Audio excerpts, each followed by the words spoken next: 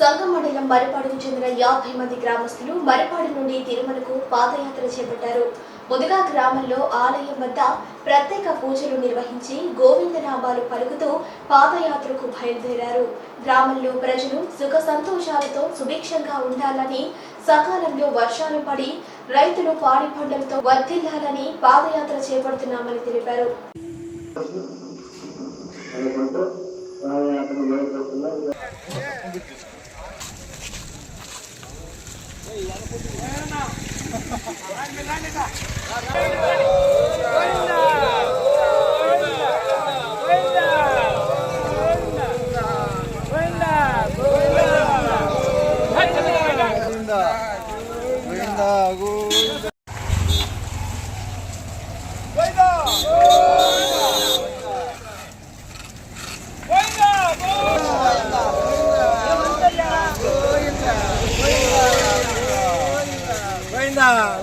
గత 10 సంవత్సరాలుగా దాదాపుగా మరిపాడు నుంచి తిరుమలకు పాదయాత్ర నిమిత్తం వెళ్తూనే ఉన్నాం. మరిపాడు గ్రామం నుంచి పాడి పంటలు సక్రమంగా పండాలని, వర్షాలు సక్రమంగా కురవాలని, రైతులంతా బాగా సుభిక్షంగా ఉండాలనే ఉద్దేశంతో మేము ఈ పాదయాత్ర నిర్వహిస్తూ ఉన్నాం.